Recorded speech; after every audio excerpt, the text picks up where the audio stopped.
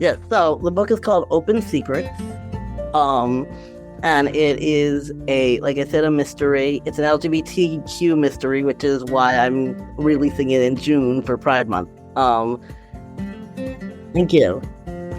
Thank you. So this is my main character, CJ, is a non-binary trans person. CJ as a college student, they are studying journalism and in college, they're college freshmen. And as the book opens, they're doing their weekly podcast that they do for class. And a little boy calls in and says, "My sister's missing." Everyone, welcome to Living the Next Chapter. And if you could see my guest author's face here on the recording, if you're listening, you don't get a chance to do that, but you'll see Jack's face on the covers of the podcast. Jack is smiling like so big he's filling the screen. Jack just lighting up about the launch of Jack's new book coming out, and Jack's here to celebrate with us, and I'm so honored that we can be a part of this celebration of the new book coming out. We'll have all the links in the show notes for everything for Jack's book. I'm excited to have Jack on the podcast. Jack, welcome to Living the Next Chapter, and congratulations on your new book. Oh, thank you so much. I'm so glad to be here. I'm really excited. It's great. It's great. It's really, really good. Okay, Jack, tell everybody where you are in this big world of ours. Sure. I am on Long Island in New York, about 45 minutes from Manhattan. There you go. Beautiful part of the world, right? Yes. That's amazing. I love that part of the world. I've been down there many times, and I don't want to come back. When I go down there, I'm like, oh, there's an energy. Everything is so alive there. So yes. I wish I could afford to live in the city itself. Yeah. Someday I will. There you go. Well, as you sell 1 million books, you will. Yeah. So come on. Yeah. It's just a matter of time now. Exactly. I love it. I love it. Jack, how did your journey start as an author? What did you do to get here? Your book's coming out. Like, again, congratulations. But thank you. How did all this start for you? So the long version is that I've been writing all my life. Like, since I was 6 years old, I wanted to be a writer. So that's pretty much been my life stories that I always wanted to write. As I grew up, you hear all these things about writers can't make money and so on and so forth. So I bounced around a lot after I graduated college around the turn of the century. That makes me sound so like old, but I did a different odd jobs. I did a lot of like retail work, and then I was a teacher for a while. I went back to school to get my master's in social work, all sorts of things, because I thought writers could make money, but I was always drawn to the writing. And the truth is that we're in the internet age now, so things are a little different. It's not like it used to be where you had to send things off in the mail to agents and wait 6 to 9 months. If you want traditionally published, you still have to wait like a lot to find out the book too. But there are lots of ways to make money as a writer now. So I also write freelance, and I write TV reviews for TV Fanatic and TV editorials for Screen Rant. So that's one way that I make money. And as far as the books go, this is actually my first mystery that I've written. I wrote a book in 2020 called Reinventing Hannah, which was a contemporary young adult novel. And my timing was interesting because it came out in April 2020. As you know, March 2020, the whole world shut down. So, there were a lot more people home buying books, so it was actually kind of a good thing for writers because it wasn't so great for me as a TV writer because there was nothing on TV, but as a novelist, it was good. And then I got the idea for I got an idea for another novel, which I decided to try traditionally publish, and that took like 2 years of nothing happening. So after, I wouldn't say nothing, but you send stuff out and you wait and wait and wait. And then I did get some more personalized replies where it was like, I really like your work, but this isn't for me. Try something else kind of thing. But I never got like any actual interest.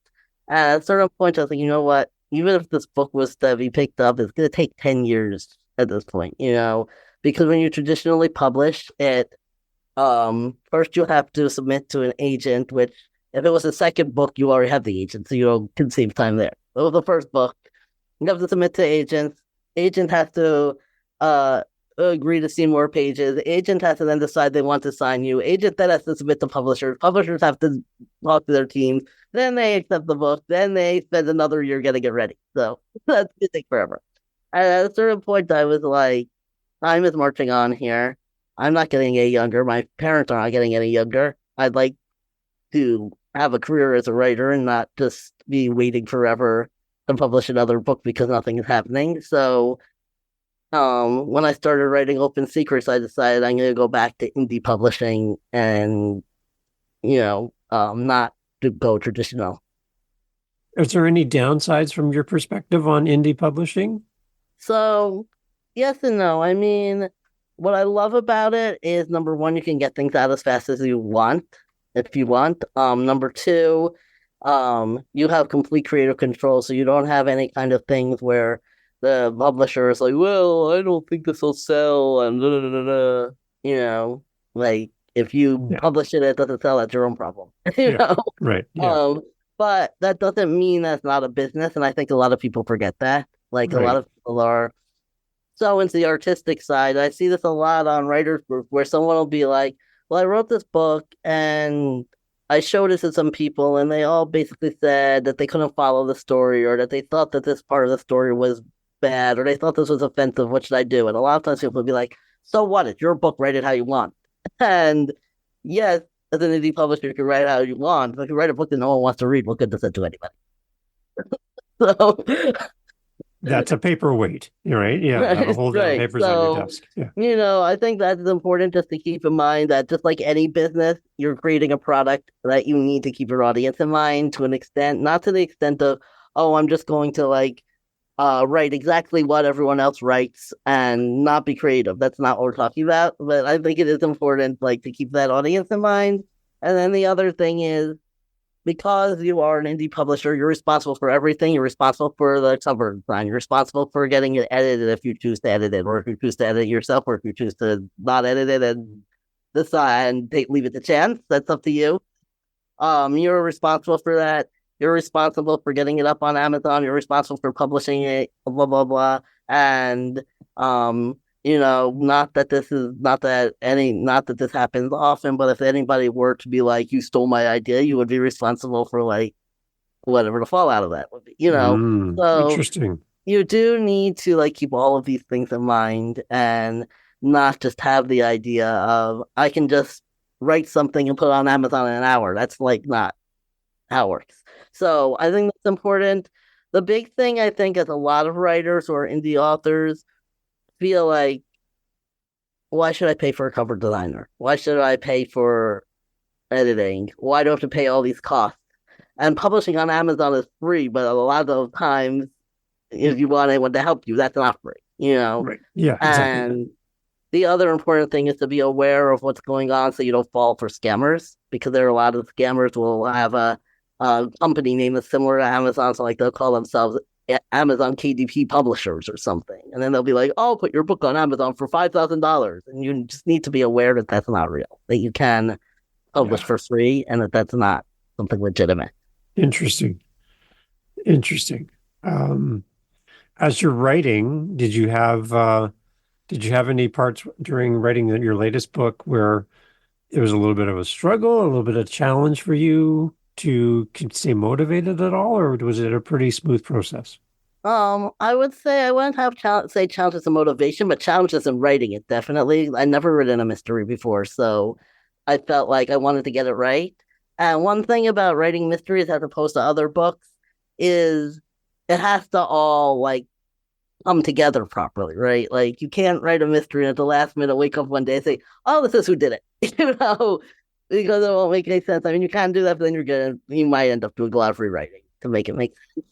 And so that I was more or less, before I started writing this, what was called a pantser, which means, some people call it discovery writer. Just means you write by the seat of your pants. You sit down and you just are like, what's gonna happen today? Let me see what my characters are doing, And some writers, that does work for them with mysteries.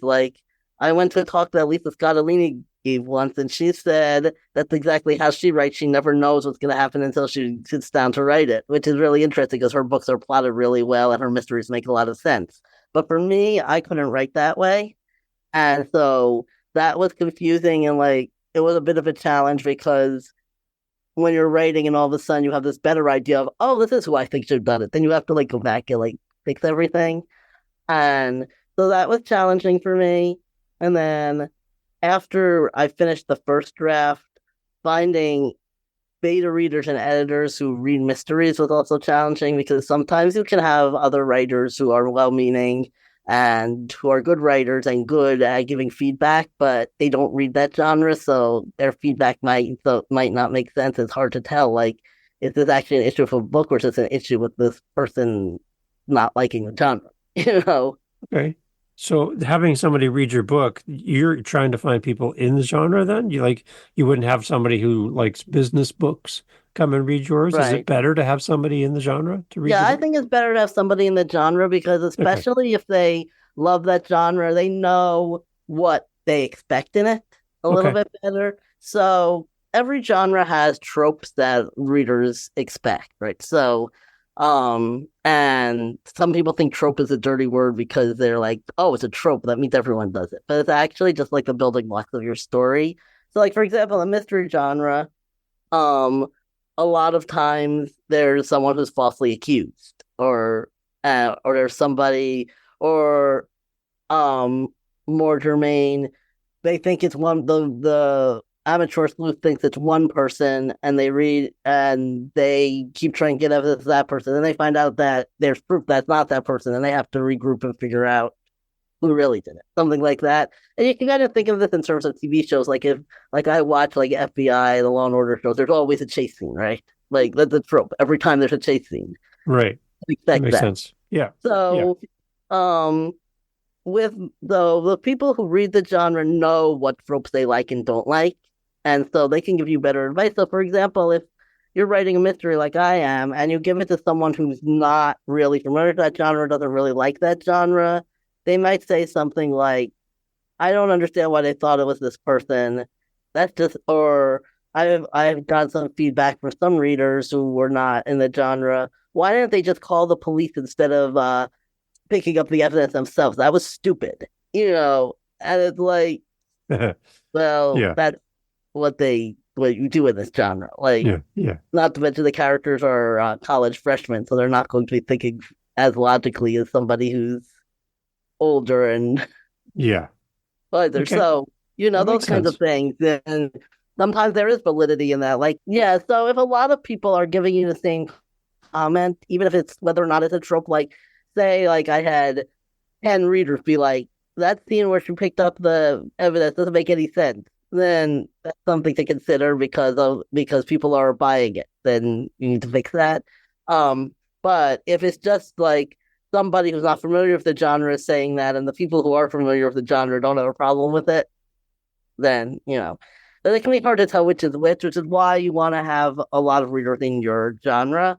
And the other thing I did find it helpful. I hired an editor through Winning Writers, which is an organization that offers help for writers and all sorts of things. And they had low cost editing available.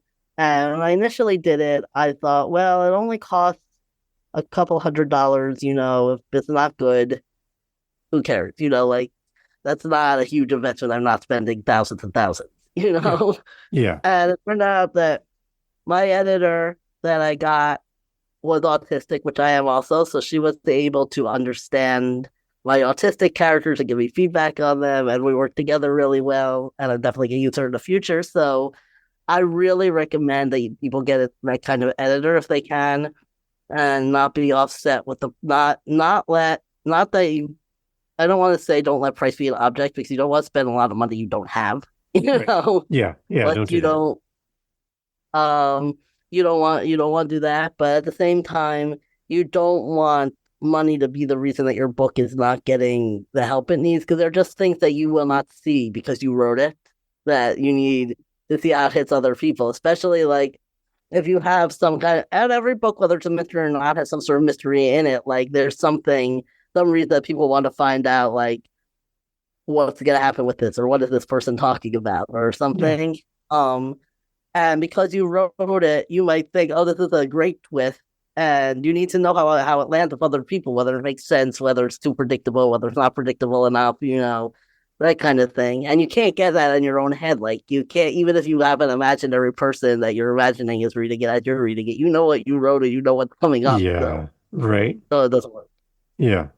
So you kind of then kind of reverse engineering the story where you know where you're going to land, and then you work your way backwards to the beginning of the book, or how kind of talk me through that part. Okay. Yeah. So I did a couple of things.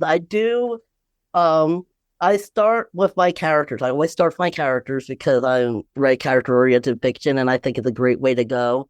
So I like my characters to undergo some kind of change. So I start with, okay, what's the character's flaw or big problem? So, for example, in my previous book, Reinventing Hannah, my character was so quiet that her friends called her Mouse. And so she overcomes that by the end and becomes comfortable with speaking up for herself. So I start with that, and then I do like a character bio, and I trained as a social worker, so I'm familiar with the concept of biopsychosocial. In actual clinical social work, what it means is you're, as a clinician, when you see a new client, you know what they look like, you know any kind of biological things like do they have this physical disease, are they diabetic, for example, do they have ADHD, have they have these diagnoses, um, and then you know the sociological, which is all the things in their past that they tell you about that's happened to them.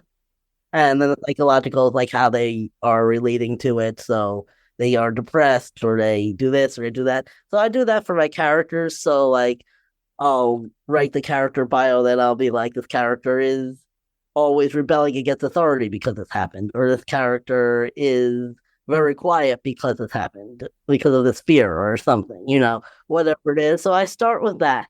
Then as far as the plotting, because it's a mystery, in my mysteries, what I do is I write out like what actually happened to the victim because that's the mystery that they're trying to solve. So I want to know that so that I can figure out where to put clues. And then I use a program called Plotter, which it's not free. And full disclosure, I am a Plotter affiliate. So, um, um, but I think it's $25 or $29 a year, or I think there's also a lifetime price, which I don't remember what it is. And it comes with all these, and what I like about it, first of all, you can have your character notes and your plot notes and everything in one software. And as far as the plot goes, you can choose a template. And I find that really helpful. I chose the sleuth journey template, which is like the hero's journey but for mysteries. And so the reason that's helpful is it starts off by like first beat, ordinary world. How can you show what the character's ordinary world is before everything happens? Then the second beat, what happens to the victim, and how something happens to the victim. How does the character get drawn into this mystery? And then the beat that I seem to really suck at, which is reluctant to take the case. My characters never seem to be reluctant, and I always have to go back and find a reason for them to be because they want to jump right in, you Right. know. Sure, we'll Um, take the case. No problem. Yeah. and you know, and it goes on from there and it tells you like at this certain point they should have seen several suspects, and one of them is the real culprit. At this point, they discovered that they made a mistake in their theory of the case. At this point, this point, that. So I use that because I find that really helpful as I'm planning. And what I do is instead of planning the whole book at once, because my brain just can't take that, I get bored, I'll plan like the first chapter and then I'll write that. And I'll go back and I'll plan the second chapter and write that. And that kind of is like a compromise between planning and not planning. So I'm not just jumping in and doing whatever, but I'm also not just writing a very detailed outline before I write anything. Love My it. You're brain giving us a master class, Jack. This is great. I love it. awesome. Yeah, I want to help authors that are listening and encouraging Yes, them, but as you're unpacking this for us, and this is like, I'm sure there's going to be people rewinding this and going, I want to hear that again because that was really good. awesome. Awesome. Excellent. In my other life, I also do coach neurodivergent authors, so I talk about this kind of stuff a lot. I just recently did I recently did a workshop on how to get your book on Amazon, where I went through like the decisions you have to make before you publish and how to actually go like into Amazon and what to click and that kind of stuff. I think that a lot of times writing advice is meant for neurotypical people, right? So, oh, if you're neurodivergent, if you have ADHD, autism, dyslexia, trauma, traumatic brain injuries, whatever the case may be, so that your brain does not work the same way other people's do, which, there's nothing wrong with it, it's just a difference, then sometimes that kind of advice doesn't work. So, like, for example, a lot of times you'll see in writing books, if you want to be a writer, what you have to do is write every day. That doesn't work for neurodivergent people because we tend to be all or nothing thinkers. So what happens is that it's kind of like, how if somebody has an addiction and they have to take one day at a time, it's kind of like that, because if you think I have to write every day and now it's Saturday and it's a family birthday party and you're not going to have time to write today, then you might freak out and be like, oh my God, I didn't write today. That means I have a failure as a writer. I might as well never write anything again. So that's advice I have for you. So instead, what I tell people is open your calendar and choose 1 or 2 days where you block out an hour or 2 for writing. And that way, if you have on Tuesday and Thursday are your writing days and you have time blocked out, if on Monday you don't write, no need to freak out because you have it in your calendar for a different day. So it's just a different way of approaching things that I think works better for some people. It's a great idea. It's great. I love the idea of using the calendar. That's nice. Yeah, because it's funny, like when I talk to authors, they all seem to have a little bit of a different approach, and it's whatever works for you, right? So it's not like you have to do it one way, right? Right. I love it. And keep in mind, you don't have to do it the same way a famous author does. It's great that a lot of famous authors share their expertise. I love Stephen King's book on writing, but if his way of approaching writing doesn't work for you, don't give up. Don't think, well, if Stephen King does it that way, I have to. Yeah. Okay. I love it. Let's go deep now into the book, Jack. Yes. I want to know more. Again, let us know when the book is out officially, and I know you have like a launch party planned and an event we're going to have links to as well. But take us down into the book. What is, again, the title of the book, and what is kind of the big picture? Because I want people listening to this to go, oh, this is the book for me, or I know someone who would love this book and I want to be able to send it to them. So let's build that bridge between you and the listener as a reader. Tell us more about the book. Yeah, so the book is called Open Secrets. And it is like I said, a mystery. It's an LGBTQ mystery, which is why I'm releasing it in June for Pride Month. Happy Pride, by the way. Happy Pride. Thank you. Thank you. So this is my main character, CJ, is a non-binary trans person. CJ is a college student. They are studying journalism, and in college, they're college freshmen. And as the book opens, they're doing their weekly podcast that they do for class, and a little boy calls in and says, "My sister's missing." So you said podcast. Now you just made me so happy. Okay, keep going. Keep going. Yeah, so they get this call and they feel compelled to investigate. Unfortunately, the sister turns up dead. And so that becomes a murder case. And the big thing is that they're trying to find out what happened pits CJ and their friends against the school administration, because the school administration is more concerned about the school's reputation and making sure people think the school is a safe place. And in addition, through their investigation, they discover that this school has been involved in covering up a scandal for about 25 years. And so the school, doesn't want all this to come out. So they have to deal with that at the same time that they're trying to fight justice for this person. But CJ is very motivated. They have trauma in their past, and so they don't want anyone else to have the kind of injustice they had, because when they reported the crime against them, the police didn't take it seriously. So Um, so they're determined to get justice for this person. Um, the school administration is determined to silence them, and of course, the killer also is not interested in being found out. So, got a lot of twists and turns, a lot of different suspects that it could be, a lot of people that it seems like it must be that it'll turn out it can't be. um, and a really strong pro LGBT message. This is the first totally LGBT story I've written. Like every story I've written always has some LGBT characters, but I've got CJ is, like I said, non-binary. Their roommate and best friend Danny is she's gay. As is her friend Haley, who helps them with IT stuff. Who's studying that kind of stuff and helps them with IT and helps with graphic design.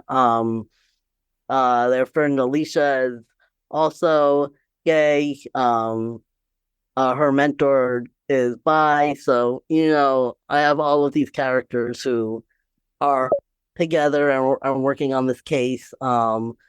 CJ, there's a romantic subplot. CJ has a crush on their friend Ken, but isn't sure that because he's the quote unquote token straight person in the group.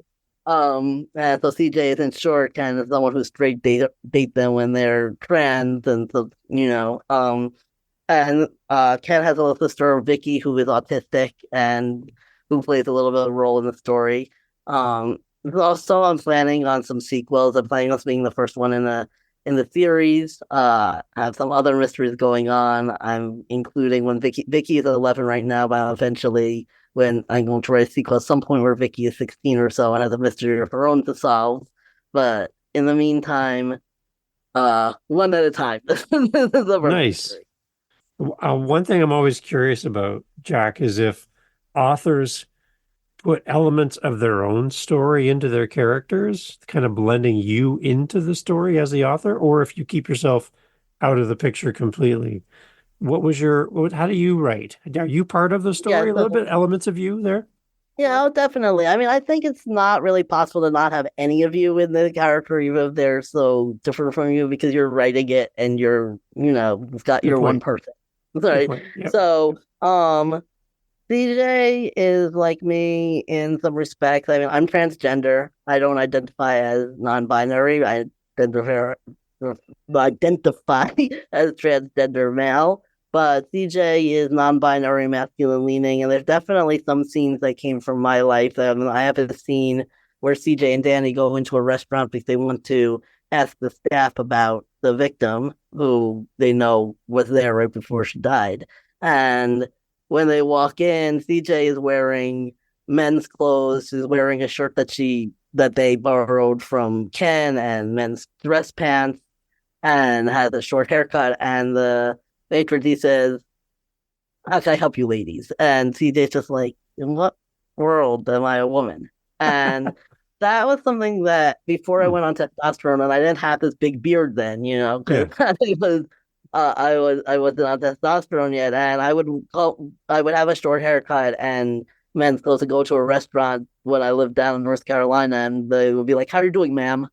And it would be really annoying. Yeah, It'd be like, hey. Yeah. yeah, like and so that's something that happened. So that's something that I definitely like took from my life because CJ has that experience. So a lot of the trans non-binary stuff definitely came from my life, and um, a lot of my like I said, a lot of my characters are trauma survivors, and I'm a trauma survivor also. I had a relationship with somebody who was abusive and who abused drugs and alcohol. So I very often have, and this was many years ago, but I very often have characters who are dealing with alcohol or drug abuse in my stories.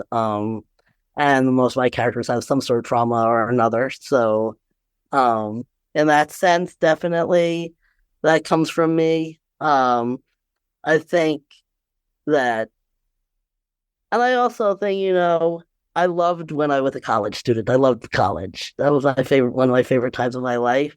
And so, writing about college students is kind of way like I'm almost 46 now. Come So on. No obviously way. I'm not in college anymore. I Nope. mean, but um, but but I'm not like at that stage of life of being like 20 years old and first being on your own and like I Yeah, was then. So I think writing about high school and college students always puts me right back in that mindset of like when I was there. So right. I like that. I like how it can take you back in time. Right. yeah, As soon as I start thinking back in time, I'm hearing music. I'm reliving places I went and people I knew. All that stuff kind of comes back as you start thinking back into your past, right? yeah, all this Yeah. stuff comes back. And sometimes it can be stuff that, you don't even realize. Like as writing Reinventing Hannah, I made two friends for Hannah. Hannah has two best friends, Molly, who's got red hair and is kind of uh she's she's a little bit plus size, and Sierra, who is a black girl. My sister had two best friends in high school looked like those. And I didn't realize that till after I'd written it. I was thinking about it because my sister's still in touch with one of them. And like when she came over, I was thinking about it. I was like, oh, that's where I got that from. You know, Right. Yeah, I like that. I love it. So when does the book come out? June 7th. June Um, 7th. June Good. 7th, which is, yeah. So just a couple of days now. So I'm really excited. It's up for pre-order right now. So people go to Amazon right now, they can buy it and it'll download to their device on the 7th. Um, and the paperback and hardback version they can just order directly right now. That is actually a happy accident because I originally I put those up early through Ingram so that people could pre-order, and I put the wrong date, and so I just left it that way. So you can get the cover paperback now. The ebook comes out on June 7th. Awesome. And you're doing a launch event as Yes, well through yes, I'm Eventbrite. doing Tell a us more launch about event. this.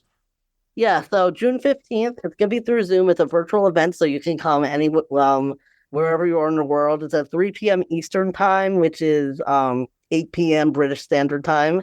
Um, and 12 noon Pacific time. I think that covers enough time zones. Yeah. Your time is one of Yeah, we're those, you can good. look it Yeah. up. Yeah. And so I'm going to go on Zoom and I'm going to do an exclusive reading from the book. I mean, if you'll be able to buy it by that point, so you could write yourself, but it'll be the first time you'll hear me read a passage from the book. I'm gonna do a little bit of a talk about why I wrote this book and how I wrote this book. There's gonna be a Q&A, so you can ask me anything about writing your life that you want. And then I'm gonna have a raffle, and someone will win a signed copy of the book. So Sounds it's like a Thursday party. Yeah. and it's free. I have tickets up on Eventbrite. So, and once you register, you the next week I'm going to be opening a Facebook group called the Open Secrets Party Cocktail Hour, which is just being so that everybody who goes can kind of hang out and get to know each other before the event. Also you can do networking, you can meet other people, meet other readers, meet other writers, Nice. and it's gonna be a lot of fun. So Jack, you got to hide your enthusiasm. You seem so excited about this. I'm so happy for you that this book is coming out. You yes, again, you're just smiling like you're filling my whole screen. I love how awesome, happy and excited you are for your book. This is awesome, great. So, great, Jack, great. talk to your community before we go. Like you have people who love and support you. They've been in your corner. They've been encouraging you in your journey to write. Talk to them for a minute before we go. What do you want to say to those people who have been there for you? Again, they care about you. They support you in everything that you do. I want you to talk to them because they're listening to Yes, this. It's your chance to talk to them. What do you want to say to your community? yeah, definitely. So first of all, I'm so grateful for everyone who has been in my corner. Writing can be really lonely if you don't have people supporting you. And it can be an uphill battle because sometimes you've got unsupportive friends or unsupportive family who are just like, when are you gonna get a real job? So I'm really grateful for everyone who's been supportive. I love it when people comment on my stuff. I love it when I put up my launch party link and someone immediately was right there. I'm going to this, and that's just the most amazing feeling, and just knowing that I have this community. I also, as some of my readers probably know, I write to make people feel less alone. So I hope that I have done that, and I feel so grateful for the ability to do that. Every review that says this book helped me, that like is worth so much. Like, there's really no way to even express how good it feels. Like when somebody says, "I read this book and it helped me with my own trauma," or "It made me feel less alone." And this is Pride Month, so I just want to encourage everybody, if you're out or you're not out or you can't be out, that just to be encouraged to know you're not alone and take pride in your identity. And there are ways to express who you really are, even if you can't be fully out. There you go. These are good words, Jack. Very good words. Again, we're going to have links to all the information we've shared in the show notes, a link to Eventbrite so everyone can come and join you. But what else are you going to be doing? Are you going to be doing more podcasts? Are you going to be out there promoting the book in the future? What other events are you going to do? Yeah, so I'm definitely going to do some promotional events in the future. I am currently in my podcast search, like letting podcasters know. So I don't have any firm dates for anything, but I will. I also don't have a date for this yet, but I have written a guest blog for the Murder is Everywhere blog. I'm just waiting to hear when they're going to publish it. And that guest blog is going to be about the real life history of campus safety and what colleges would do in this kind of situation in reality. So I think it'll be really interesting if people want to check it out. If you go to my website, there's a spot that says join the Enigma Express. That's my mailing list. So I encourage everybody to join me there so that I can keep in touch, let them know about events. Right now, I'm writing another book, which is not exactly, it's set in the same universe. It's not exactly a sequel. It's about a 13-year-old girl with a traumatic brain disorder who has to try to find her best friend after her friend is kidnapped. So that's the next project I'm working on. So you'll hear more about that in the coming months as well. So yeah, I definitely, I'm always writing. I sometimes do random like Facebook lives of my own also, and like, so just definitely stay connected. Yeah. Well, Jack, what I love is you help other authors. You're focused on other people a lot. Yeah. Sometimes people focus in on themselves and they don't think about others, but you're the opposite. You're helping people, Yeah. right? You're Yes, working with definitely. people and helping them share their voice. It's great that you Yes. do that. Yes, definitely. I always say that the world needs a story only you can tell. I like that. I think that's the title of our episode right there. Awesome. I love that. I love it, Jack. Jack, thank you so much for doing this. Again, we'll have links in the show notes for everybody to connect with you. Please, as you continue to write, keep me in mind. I would love to have Yes. you come back so we can follow your journey as an author and celebrate with you on the new books that are coming down the road. I would love to have you come back. Keep me in mind, okay? Yes, definitely. Definitely, Bill. I Yeah. love it. I love it. Everybody, this is Jack. Jack is amazing, and you need to go buy Jack's book. And when you do, as Jack mentioned, leave a wonderful review. Like, say why the book is important to you. Don't just do like little, great author, great book. Thank you, but do more. Talk about the book and why it's so great so that other people will find this book and fall in love with it. And people who are going to love this book as you listen to this. Keep them in mind, buy an extra copy and send it to them as well. Okay. Let's really support Jack as this book goes into the world. Jack, thank you so much for doing this. Thank you. You're a Thank you, great Dave. guest. Do more of this. Yes, definitely. Hey, thanks for being here for the Living the Next Chapter podcast. So glad to have you as part of our family of listeners. There's a seat for you just here on Living the Next Chapter, and I'm so happy that you have listened to all the way to the end. Wow, you are now my new bestie.